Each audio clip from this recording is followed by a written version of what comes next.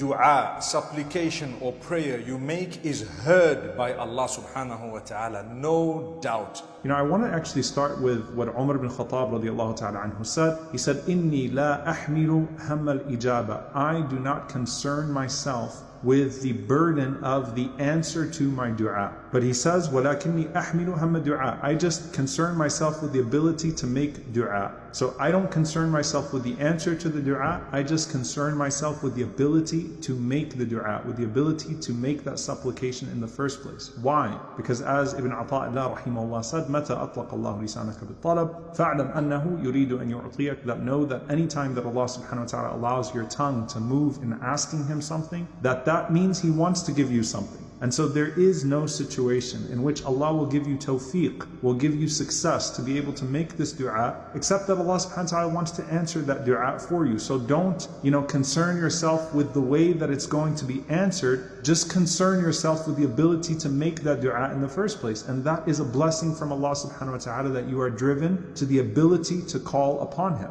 Now, with that being said, you make your dua, and as you supplicate, your supplication goes to Allah subhanahu wa ta'ala, Al-Alim Al-Khabir, the most knowing, the most acquainted, Al-Hakim, the most wise, Ar-Rahman, the most merciful. It goes to Allah subhanahu wa ta'ala. And you have entrusted that supplication now to Allah subhanahu wa ta'ala, for Allah to answer you in a way that is best for you. And the Prophet sallallahu alaihi wasallam said that Allah subhanahu wa ta'ala would either answer that dua as you asked Him for it, or Allah subhanahu wa ta'ala will block an evil, an equivalent evil, a calamity, as a result of that dua. He knows us better than we know ourselves. If we're asking for something that He knows is very detrimental for us in the future, you desperately want to marry someone and Allah knows that something really bad is going to happen afterwards, He may save you from it by answering your prayer, by not giving you what you want, simply because He loves you more than you love yourself. Subhanallah, that is something amazing. The moment you understand this, you will understand the Almighty says to us, I've always heard your dua, your supplication. I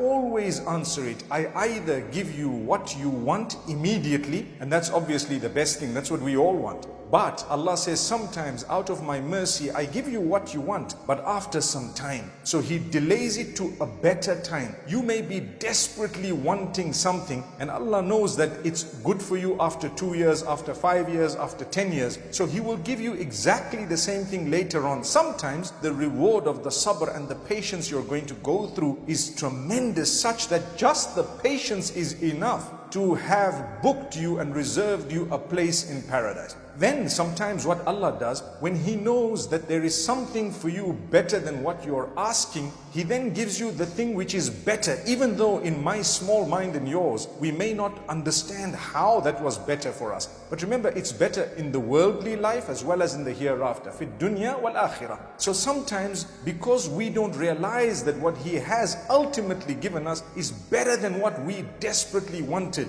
we don't see, we think He didn't answer, He didn't hear, He doesn't love us, He doesn't care for us. But Allah says, I know better than you. Wallahu ya'lamu wa antum la ta'lamun.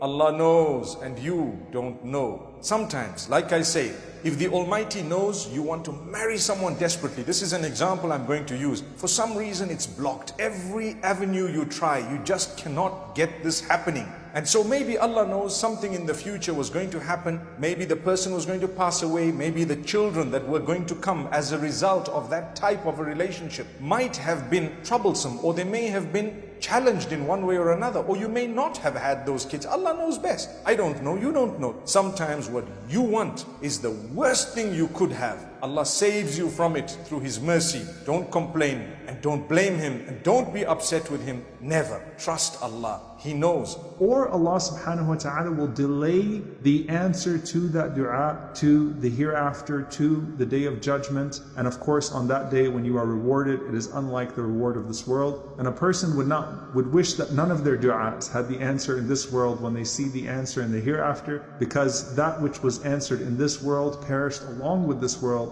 whereas that which Allah subhanahu wa ta'ala answers in regards to the hereafter or in the hereafter remains for all of eternity.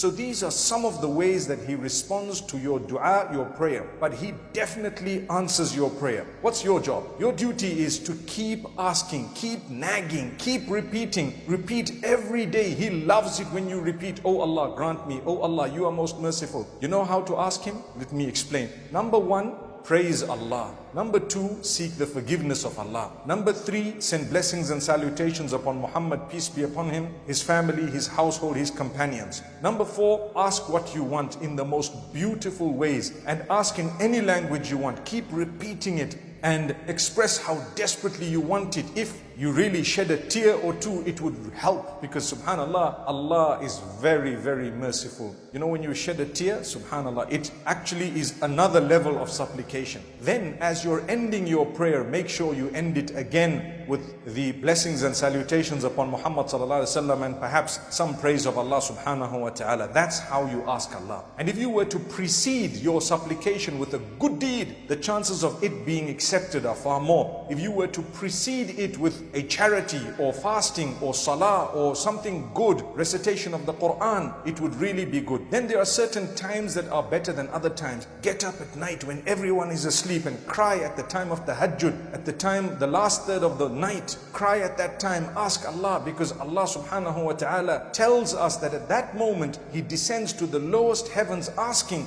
who is asking me that I can give them, who is repenting that I can accept their repentance, who is seeking forgiveness so that I can forgive them. So you make that dua and you entrust that dua to Allah subhanahu wa ta'ala, the one that you're calling upon, to answer it in a way that's best for you. Now the Prophet sallallahu alaihi wasallam said, يُسْتَجَابُ لِأَحَدِكُمْ مَا لَمْ يَعْجَلْ. Allah subhanahu wa ta'ala will answer every one of you so long as you don't become hasty. How do you become hasty? فَيَقُولْ دَعَوْتُ فَلَمْ يُسْتَجَبْ لِي.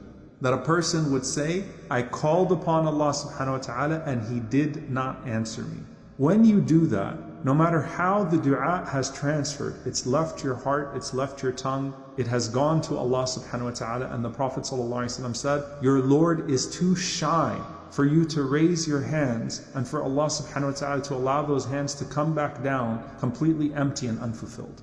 Allah is too shy, subhanallah. He's too shy for you to make dua and to come back empty-handed. So you made that dua and you sent it to Allah subhanahu wa ta'ala, and then you say, دَعُوتُ فَلَمْ يُسْتَجَبْ لِي. I called upon Allah and He did not answer me. At that point, no matter how the dua is operating, it becomes completely irrelevant and it becomes completely ineffective. It ruins the dua, it spoils the dua, because you lose the essential component of trust in Allah subhanahu wa ta'ala as you're making that dua. That means you gave up, so Allah does not give up until you give up. If you've given up, it's over. But if you haven't given up, remember, Allah will never ever give up. And another thing that's really important about this is, subhanAllah, to not let the shaitan tell you that the delay in the answer to your dua is some indication of Allah subhanahu wa ta'ala not loving you. You know, think about this. Who was more beloved to Allah than the Prophet Muhammad sallallahu alaihi wasallam? Who does Allah love more than the prophets, than Ibrahim alayhi salam, than Yusuf alayhi salam, than Yaqub alayhi salam? Right? We're talking about Abraham and Jacob and Joseph and Ayyub alayhi salam, Job. Who does Allah love more than these people, than the prophets sallallahu alaihi wasallam? Yet how many times do we see that they called upon Allah subhanahu wa ta'ala and the answer to their dua did not come for decades? Is that because Allah did not love them? Of course not.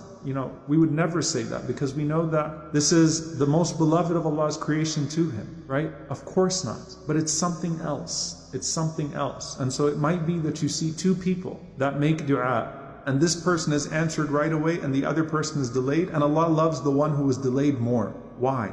Because it may be that, subhanAllah, as you are turning to Allah subhanahu wa ta'ala in dua, that Allah is increasing you, and He certainly is when you turn towards Him. Allah is increasing you in His favor, in His love. Allah is increasing you in your good deeds. Allah is elevating your status in the hereafter, because a dua wal ibadah, dua is worship. And so all that you are gaining, aside from what you are specifically asking for, in the process of that dua is certainly increasing you in Allah's love. And what more could you want than that, right? What is greater than that? As you're going to Allah subhanahu wa ta'ala, and Allah subhanahu wa ta'ala is increasing you in His love, as well as responding to you in a way that is most befitting to you. And subhanAllah, that is a precious jewel that that we take every time we turn back to Allah subhanahu wa ta'ala in dua, aside from whatever it is that we're asking from Him. The inkisar, the brokenness that we show to Allah subhanahu wa ta'ala, the humility that we show to Allah subhanahu wa ta'ala, the waking up at night to pray for what we're praying for, right?